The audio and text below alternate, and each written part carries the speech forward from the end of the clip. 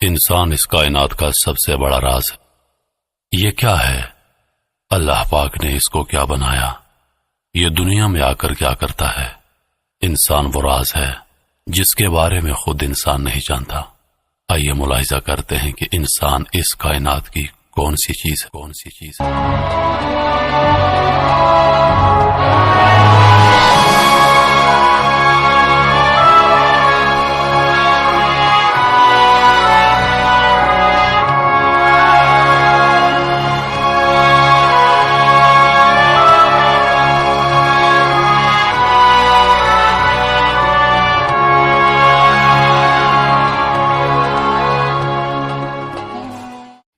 حضرت آدم علیہ السلام سے لے کر آج تک انسان نے جتنی بھی تاریخ لکھی ہے، ان میں تمام پیغمبر، فلاسفر، دانشور، صوفیاء کرام، اولیاء کرام، بدھا اور بھگتوں نے ایک ہی بات پر زور دیا ہے کہ اپنے آپ کو جانیں، اپنے اندر ڈبکی لگائیں۔ بے شک اس نظریے کو ہر مذہب نے الگ نام دیا ہے، لیکن معنی سب کا ایک ہی ہے۔ مسلمانوں کے اندر اسے عرفان نفس، عرفان ذات اور خودی کا نام دیا گیا ہے۔ ہندو اس نظریے کو آتم بودھ کا نام دیتے ہیں۔ قدیم یونان کے فلاسفرز نے اسے ناؤدائے سیلف کہا ہے۔ بدھ مت میں اس نظریے کو گیان کہا جاتا ہے۔ کچھ دانشوروں نے اسے اویئرنیس اور الائنمنٹ کا نام دیا ہے۔ اس بات سے ایک چیز تو واضح ہو جاتی ہے کہ یہ نظریہ انسان کی زندگی میں انتہائی اہمیت کا حامل ہے، اور جن کو بھی عرفان نصیب ہوا انہوں نے بھی اس پر انتہائی زور دیا ہے۔ ایک اور بات جو انتہائی قیمتی ہے اور سوچنے سے تعلق رکھتی ہے، وہ یہ ہے کہ اہل عرفان کے پاس علم کی جو جھلک نظر آتی ہے، کسی بھی فلاسفر کے پاس اس علم کا کوئی نشان نظر نہیں آتا، کیونکہ اہل عرفان جو بات کرتے ہیں وہ ان کا اپنا ذاتی تجربہ ہوتا ہے، لیکن فلاسفر محض دماغ میں ٹامک ٹوپیاں مارتے نظر آتے ہیں۔ دماغ سے ہم صرف وہی سوچ سکتے ہیں جو پہلے سے ہماری یادداشت کا حصہ ہو۔ دماغ اس قابل نہیں کہ وہ انجان اور نامعلوم کے بارے میں سوچ سکے۔ یہ جتنا بھی نامعلوم علم ہمارے پاس موجود ہے، یہ یا تو وحی کے ذریعے ہم تک پہنچا ہے یا پھر الہام کے ذریعے، اور ان دونوں کا دماغ سے کوئی لینا دینا نہیں۔ تو یہاں پر ایک بات تو واضح ہو جاتی ہے کہ اہل عرفان کی اپنی ایک الگ دنیا ہے جس تک عام انسان بنا عرفان حاصل کیے نہیں پہنچ سکتا۔ اس کائنات میں جتنی بھی مخلوقات موجود ہیں وہ سب جس طرح پیدا ہوتی ہیں اسی طرح مر جاتی ہیں، یعنی ایک بلی پیدا ہوتی ہے اور بلی ہی مر جاتی ہے، ایک گائے کی طرح پیدا ہوتی ہے اور گائے کی طرح مر جاتی ہے، تمام پودے اور درخت بھی جس طرح پیدا ہوتے ہیں اسی طرح مر جاتے ہیں، لیکن صرف انسان اکلوتی مخلوق ہے جو بے پناہ امکانات لے کر پیدا ہوتا ہے۔ انسان کچھ بھی ہو سکتا ہے، یہ ہٹلر، سٹولن، ہلاکو خان، چنگیز خان اور سکندر بھی ہو سکتا ہے، اور یہ رومی، بستامی، سلطان باہو، گنج شکر اور قلندر بھی ہو سکتا ہے۔ یہ گرے تو اسفل سافلین میں جا گرتا ہے اور اٹھ جائے تو احسن تقویم کا درجہ پا لیتا ہے۔ انسان ایک بیج کی طرح ہے، یہ ایک تناور درخت بھی ہو سکتا ہے اور یہ محض بیج رہ کر ہی اس دنیا سے رخصت ہو سکتا ہے۔ اللہ تعالیٰ نے اس کے بارے میں قرآن مجید میں کئی جگہ پر ذکر کیا ہے۔ کبھی انسان کو سب سے اشرف کہا ہے، کبھی انسان کو جانوروں سے بھی بدتر کہا ہے، کبھی انسان کو ذلیل کہا ہے، کبھی انسان کو بھولا اور کم ہمت کہا ہے، کبھی انسان کو لا علم کہا ہے، کبھی انسان کو احسن تقویم کہا ہے اور کبھی اسفل سافلین کہا ہے۔ قرآن کے علاوہ تمام صوفیوں کی زندگی بھی ایسے واقعات سے بھری پڑی ہے کہ کبھی کوئی زاہد بھٹک کر بیرار روی کا شکار ہو جاتا ہے، کبھی کوئی بھٹکا ہوا برائی میں لتڑا ہوا سنبھل کر ولی اللہ بن جاتا ہے۔ اس لیے تو کسی صوفی نے کیا خوبصورت بات کی ہے، بہکا تو بہت بہکا، سنبھلا تو ولی ٹھہرا، اس خاک کے پتلے کا ہر رنگ نرالا ہے۔ انسان اس کائنات کا عظیم ترین راز ہے، لیکن بہت کم انسان ایسے ہوتے ہیں جو کہیں اور جانے کے بجائے اس راز کی کھوج لگاتے ہیں، کیونکہ انسان اکیلا اس دنیا میں آیا ہے اور اکیلے ہی اس دنیا سے روانہ ہو جائے گا، اور پھر اسے اپنے وجود سے ہی پالا پڑے گا۔ لیکن اگر وہ اپنے آپ کو جانتا ہی نہیں ہوگا تو وہ اپنی اس نادانی پر آنسو بہائے گا، اور باہر انسان جتنا بھی بھٹک لے، جتنی بھی جتن کر لے، کہیں پر پہنچنا نہیں ہوتا۔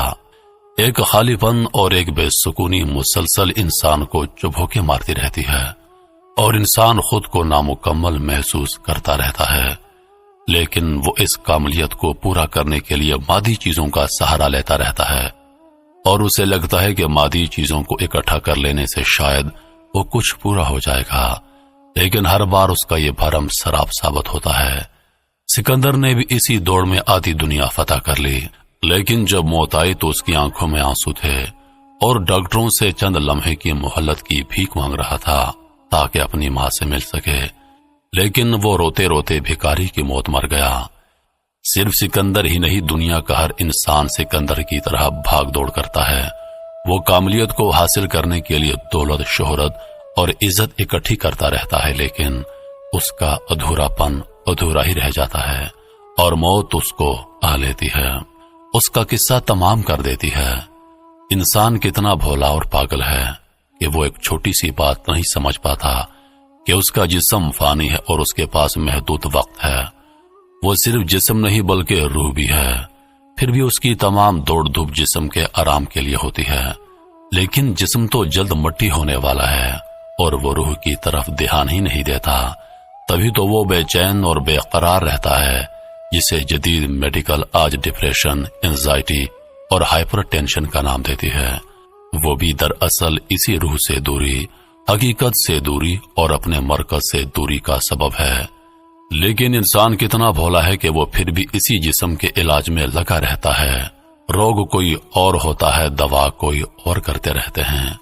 ہماری روح ہماری توجہ کے لیے بلکتی اور تڑپتی رہتی ہے اور ہم محض جسم کے بارے میں فکر مند رہتے ہیں اور اس کے علاج کے لیے اپنی تمام دولت خرچنے پر راضی ہو جاتے ہیں۔ سکون ہمارے مرکز اور ہماری روح میں ہے اور ہم محیط میں ہی بھٹکتے بھٹکتے مر جاتے ہیں۔ اگر کوئی ماہر نفسیات یا ڈاکٹر اس بات سے اختلاف کرے تو اسے صوفیہ کی زندگی کا مطالعہ کرنا چاہیے۔ اسے معلوم ہوگا کہ ان کی زندگی دنیاوی چیزوں کے معاملے میں کتنی پرسکون اور آرام دہ ہوتی ہے۔ ان کو صرف ایک ہی بے چینی اور فکر ہوتی ہے اور وہ ہے قرب الہی۔ اس کے علاوہ وہ ہر دکھ، درد اور ٹینشن سے آزاد ہوتے ہیں۔ 3 لفظ انسان، زندگی اور موت بہت بڑا فلسفہ ہیں۔ ہر فلاسفر، دانشور، صوفی اور رشی کا ان تینوں لفظوں سے واسطہ پڑتا ہے اور یہی 3 لفظ انسان کو مجبور کرتے ہیں کہ وہ صرف مرنے کے لیے تو پیدا نہیں ہوا، کوئی راز ہے جو آیا نہیں۔ یہی جستجو انسان کو اپنے اندر ڈبکی لگانے کے لیے مجبور کرتی ہے۔ موت نے انسان کو مرنے سے پہلے جاگنے پر مجبور کیا، لیکن مجبور صرف وہی ہوتے ہیں جن کو اپنی موت دکھائی دیتی ہے۔ باقیوں کے لیے موت صرف ایک چھوٹا لفظ ہے۔ ہر انسان کہتا ہے کہ سب نے مرنا ہے، لیکن انسان بڑا بھولا ہے کہ وہ سب میں خود کو شامل ہی نہیں کرتا۔ اسے یہی لگتا ہے کہ دوسرے مریں گے مجھے اور میرے اہل عیال کو چھوڑ کر، لیکن اس کا یہ بھرم تب ٹوٹ جاتا ہے جب اس کا کوئی اپنا مر جاتا ہے، پھر وہ روتا اور آنسو بہاتا ہے۔ اگر موت پر اس کو کامل یقین ہوتا تو اس پر رونے کا کوئی جواز نہیں بنتا۔ دراصل اس نے کبھی یہ خیال ہی نہیں کیا تھا کہ میرے قریبی بھی مر جائیں گے۔ جنید بغدادی کا بیٹا فوت ہو گیا تو ان کو دھچکا لگا، لیکن دوسرے ہی لمحے ان کو سمجھ آ گیا کہ جو مرا ہے وہ تو مر ہی جانے والا تھا، اور پھر وہ رب کی رضا کے ساتھ راضی ہو گئے۔ ہم رب کی رضا کے ساتھ تبھی راضی ہو سکتے ہیں جب ہم حقیقت کو حقیقت کی نظر سے دیکھ لیتے ہیں۔ صوفیاء کرام مرنے سے پہلے مر جاتے ہیں، اور مرنے سے پہلے مر جانا زندگی میں جی اٹھنے کا دوسرا نام ہے۔ انسان کے 2 جنم ہوتے ہیں، ایک جنم ماں کے بطن سے ہوتا ہے اور دوسرا جنم جب وہ جیتے جی اپنی موت کو دیکھ لیتا ہے۔ مرنے سے پہلے مر جانا انسان کا دوسرا جنم ہے، پھر اس کی زندگی پوری طرح بدل جاتی ہے، کیونکہ موت زندگی کا دروازہ ہے۔ جیسے ہی انسان موت کی وادی میں چھلانگ لگاتا ہے تو وہ زندگی کو پا لیتا ہے۔ موت دشمن نہیں ہے، یہ دوست ہے، اور موت نہیں بڑے بڑے صوفی اور اولیاء پیدا کی ہیں۔ اگر موت نہ ہوتی تو یہ زمین انسان کو تو جنم ہی نہ دے پاتی۔ موت اپنے دامن میں زندگی کے بے پایاں سمندر کو چھپائے ہوئے ہے، اور ہم موت سے ہی ڈرتے رہتے ہیں، اور تبھی تو ہم زندگی سے غافل رہ جاتے ہیں، کیونکہ موت سے ڈرنے والا شخص زندگی سے بھی ڈرتا ہے۔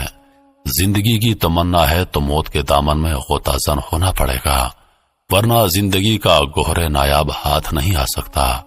کیا وجہ ہے کہ موت جیسا حقیقی اور بے لباس سچ ہم دیکھ نہیں پاتے؟ اس کے پیچھے بہت گہرا راز ہے۔ جب ہم پیدا ہوتے ہیں تو ہم موت کے بارے میں سنتے اور جانتے ہیں، ہم مرے ہوئے لوگوں کو دیکھتے ہیں۔ اس وقت ہمارا شعور اتنا پختہ نہیں ہوتا، شعور یہ نہیں سمجھ پاتا کہ مرنا کیا ہوتا ہے اور مر جانے کا مطلب کیا ہے۔ پھر جوان ہونے اور شعور کے پختہ ہونے تک بار بار ہمارا اس موت کے عمل سے واسطہ پڑتا ہے، اور یوں ہمارا دماغ اس کا عادی ہو جاتا ہے۔ یہ عمل اتنی بار ہمارے سامنے دہرایا جاتا ہے کہ ہم پر موت کا اثر ہی نہیں ہوتا، اور ہمیں یہی لگتا ہے کہ دوسرے مر رہے ہیں، دوسرے مریں گے، میں تو ہمیشہ زندہ رہوں گا۔ انسان کی ہر بیماری کی جڑ اس کا اپنا دماغ ہے۔ دماغ کبھی ماضی کے بوجھ تلے دبا ہوا ہے تو کبھی مستقبل کے خوابوں میں الجھا ہوا ہے، کبھی انا انسان کے شعور پر غالب ہے تو کبھی بے ہوشی انسان کو اس زندگی سے منقطع کیے ہوئے ہے۔ دماغ سے نجات ہر بیماری سے نجات ہے۔ دماغ سے نجات کا مطلب یہ ہے بے ہوشی سے نجات، انا سے نجات، اور یہ نجات آپ بنا کسی رہنما کے حاصل نہیں کر سکتے۔ یہ کتاب رہنما کی طرح آپ کا ہاتھ پکڑ کر چلتی ہے اور آپ کو تمام بیماریوں سے نجات دلاتی ہے۔ اس کتاب میں عرفان کے حصول پر بہت زور دیا گیا ہے، کیونکہ عرفان کے بغیر انسان نہ خود کو جان پاتا ہے اور نہ اپنے خالق کو، کیونکہ حدیث قدسی کے الفاظ ہیں، انسان میرا راز ہے اور میں انسان کا راز ہوں۔ اگر انسان نے خود کو جان لیا تو خالق کو بھی جان لیا، کیونکہ خالق انسان کی شہرک سے بھی زیادہ قریب ہے۔ یہ کتاب تصوف کی کتابوں میں بہت زیادہ اہمیت کی حامل کتاب ہے۔ یہ کتاب انسان کی کمزوریوں اور بیماریوں کو انسان کے سامنے لاتی ہے تاکہ انسان اپنی کمزوریوں کو دیکھ سکے اور ان سے چھٹکارا حاصل کرے۔ یاد رکھیں، کوئی بھی کتاب آپ کو عرفان نہیں دے سکتی، کیونکہ کتابیں منزل کا پتہ بتاتی ہیں، کتابیں منزل کا راستہ دکھاتی ہیں، چلنا آپ کو خود پڑتا ہے، اور اگر آپ چلیں گے تو پہنچ جائیں گے۔ عقار ٹولے بھی اسی منزل کی طرف اشارہ کر رہا ہے، آپ کو راستہ دکھا رہا ہے، آپ کو پکار رہا ہے، آپ کو صدا دے رہا ہے۔ کبھی وہ اس منزل کی خوبیاں بیان کرتا ہے، کبھی وہ تمہارے دکھوں سے پردہ اٹھاتا ہے، تمہیں یہ بتانے کی کوشش کرتا ہے کہ تم جس دنیا میں جی رہے ہو وہ کتنی مصیبتوں اور دکھوں سے بھری ہوئی دنیا ہے۔ تو کبھی وہ اپنی دنیا کے بارے میں اشارہ دیتا ہے کہ دیکھو میں جس دنیا میں ہوں یہاں پر کتنا سکون اور کتنا اطمینان ہے۔ کبھی وہ آپ کو قائل کرتا دکھائی دیتا ہے، کبھی وہ آپ کو پریشان کرتا ہے۔ وہ پوری کوشش کرتا ہے کہ اس سے پہلے کہ موت تم سے یہ زندگی اور یہ جسم چھین لے، تم پہلے ہی اس جسم اور زندگی کو موت کے حوالے کر دو۔